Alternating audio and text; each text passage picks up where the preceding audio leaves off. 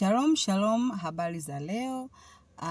Kwa majina yangu naitwa Lydia Kileo, na leo ni siku nyingine tena ambayo Mungu ameifanya, na ningependa tujifunze kitu kimoja, na ni kizuri sana na ni kitu muhimu sana. Na hicho kitu ambacho tunaenda kujifunza leo, ukiweza kukimaster, ukiweza kukiweka katika matendo, basi vitu vingine itakuwa ni rahisi sana kwa wewe kuviovercome. Na leo tunajifunza jinsi ya kusema hapana. Jifunze kusema hapana. Kusema hapana. Neno hapana ni neno fupi, ni neno dogo sana, lakini lina uzito mkubwa sana. Learning how to say no. Sio neno ambalo ni la kukatisha tamaa, hapana. Neno hapana ni neno ambalo linakuokoa, linakuvusha, linakutoa kwenye mlolongo wa maelezo mengi. Linakutoa kwenye kusema hata uongo. Maana saa nyingine unaweza kujikuta mtu unashindwa kukataa jambo kwa sababu tu ambazo ziko nje ya uwezo wako. Unajikuta unaelezea vitu ambavyo si vya ukweli baada ya kusema tu hapana. Okay. Kwa hiyo ni muhimu sana kujifunza neno hapana, na si kwa ubaya wala si kwa ukatili, bali ni kujiwekea mipaka. Unajiwekea mipaka. Unajiwekea heshima. Unajiwekea heshima bayana ya wewe na kundi la watu fulani, au wewe na mtu fulani. Pia neno hapana linakupa msimamo thabiti. Kuna mambo ambayo tunafanya kwa sababu tu ya watu. Unafanya mambo kwa sababu tu watu wengi wanashindwa kusema hapana kwa sababu wanaogopa kuchukiwa na watu wengine. Wengine wana watu wengine. Wengine wanataka kupendwa. Leo rafiki yangu anakuja. Labda mimi nina ratiba ya kufanya hiki. Alafu anakuja mtu ghafla na kuambia, jamani Lydia, tufanye hiki na hiki na hiki na hiki. Lakini kwenye ratiba yako ya hiyo siku, wewe hilo jambo halipo. Kwa sababu ni marafiki, unataka ulinde ule urafiki, hautaki yeye akuchukie. Basi unajikuta tu unasema, sawa, twende, sawa, tufanye. Lakini unaposema hapana, kwa siku ya kwanza rafiki yako anaweza akajisikia vibaya kwamba kwa nini ananikatalia, umeona? Lakini baadaye anakuja kuelewa, oho, kumbe rafiki yangu ni mtu wa design hii. Haya mambo yeye hafanyi. Hizi sehemu yeye haendi. Haya mazungumzo yeye haongei. Kwa sababu gani? Siku ambayo ulimwambia hapana ni siku ambayo ulimuonyesha uhalisia wako wewe ni nani, na pia uliweza kuweka mipaka kati yako wewe na rafiki yako kwenye nafasi ipi na ipi, au kwenye jambo lipi na lipi. Kwa hiyo yule rafiki yako atakuelewa. Mazingira ambayo wewe umeambia no, yatakuelewa tu. Hamna kujilazimisha. Nenda sikiliza jinsi ambavyo moyoni mwako. Je, mimi naweza kufanya hili jambo? Mimi naweza kuassociate na hawa watu? Mimi naweza kwenda ile eneo? Kama huwezi, moyoni mwako sema hapana. Tutakuja kujifunza kitu ambacho kinaitwa mtu wa ndani. Mtu wa ndani. Mtu wa ndani ni muhimu sana. Ni muhimu sana kumsikiliza mtu wa ndani ambaye ni wewe hapo ndani mwako. Ndani yako wewe unachojisikia. Ukishindwa kumsikiliza yule mtu wa ndani, mwili wako utakupelekesha. Utakuendesha. Utashinda. Hilo ni somo la siku nyingine.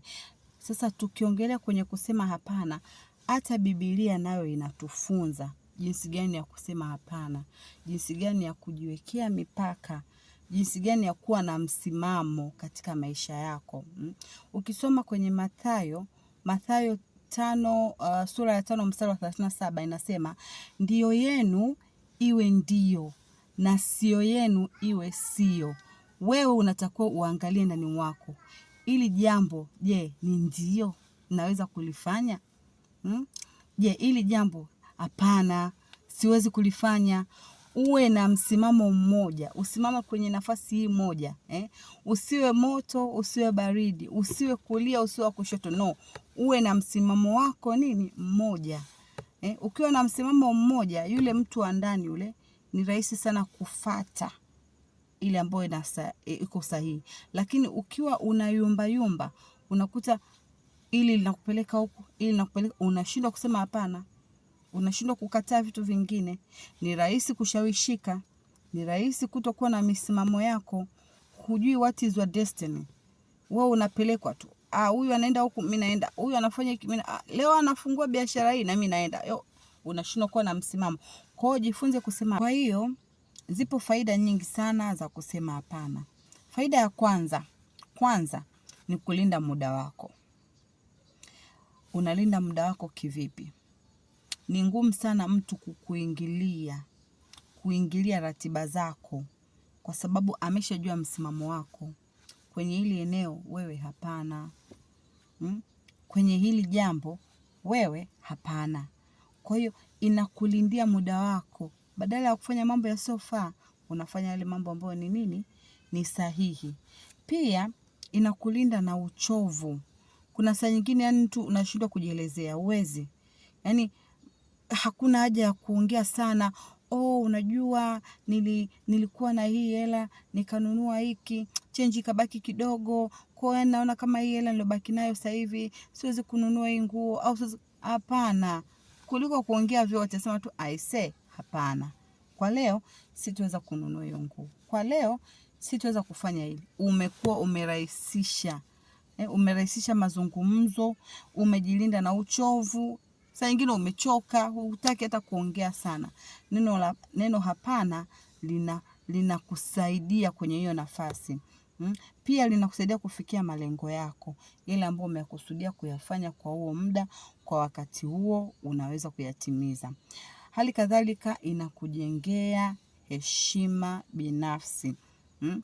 Wewe mwenyewe unaweza kujicontrol, kwa sababu umeshaona ile eneo mimi sifanyi, ili jambo mimi sifanyi, na hata wale watu ambao wanakuzunguka wanaweza kukuheshimu kwamba Lydia kwenye hili swala siwezi kumshirikisha kabisa, kwa sababu hafanyi, alishakataa hilo swala. Na pia linakulinda pia kusema hapana kunajenga ujasiri. Unajijengea ujasiri ndani mwako. Unatembea kwa ujasiri. Ukijiamini kabisa. Kwa sababu umeshasema hapana. Sio rahisi sana kuongea sana. Kusema maneno ambayo si sawa. Kuongea uongo. Kwa hiyo unajikuta ndani mwako. Unajiona okay, mimi am right. Niko safi, niko salama, nina ujasiri wa kuongea hiki, wa kufanya hiki, kwa sababu ndani mwangu mimi kuna vitu ambavyo si sawa na nilishavikataa. Nilishasema hapana. Kwa hiyo kuanzia sasa ningependa kukushauri na kukuasa, jifunze kusema hapana. Ukijifunza kusema hapana, kuna vitu vingi sana ambavyo vilikuwa vinakupotezea muda kwenye maisha yako, utajikuta umevicancel, umevifuta, umeviacha. Alafu unafanya sasa yale ambayo ni sahihi. Tunavyoendelea kukua, kadri umri unavyozidi kwenda, kuna mabadiliko ambayo tunayaona. Wengine wanakuwa wababa, wengine wanakuwa wamama, wengine wanatoka kwenye level kwenda level nyingine. Kwa hiyo kuna vitu ambavyo unatakiwa uviache. Huo msimu ulishavuka. Wewe unaingia msimu mpya, unaenda kwenye msimu mwingine. Usiingie msimu mpya na vitu vya kale. Usiingie msimu mpya na vitu ambavyo si sawa. Kwa hiyo sema hapana kwa vitu ambavyo viko nyuma ya huo msimu, yani viko huko ulikotoka. Unapoingia msimu mpya, hivyo vitu vibaya hebu viache. Sema hapana. Kwa hiyo naomba nikusihi na nikuhimize, ndugu mpendwa, jifunze kusema hapana, na sema hapana na uwe na uhakika kabisa, kwa sababu umesimama katika haki na una uhakika na kile ambacho unakikataa, basi utakuwa kwenye upande sahihi. Na ukishakuwa kwenye upande sahihi, kama kuna watu ambao sio sahihi kwako kwa huo wakati, kwa hayo majira au kwa huo msimu, utaona tu pole pole wanapotea, wanaondoka.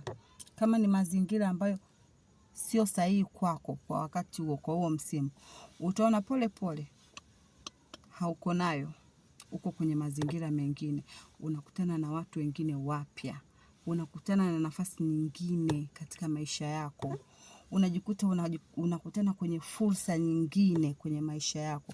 Kwa sababu gani? Uliamua kufanya uamuzi mkubwa na wa maana sana kwenye maisha yako. Basi nachokuachia sasa ni baraka za Bwana.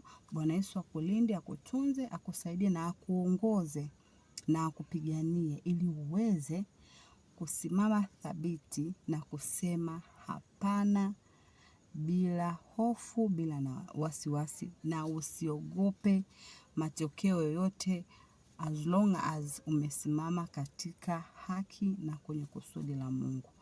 Uwe na siku njema, ubarikiwe. Bye bye.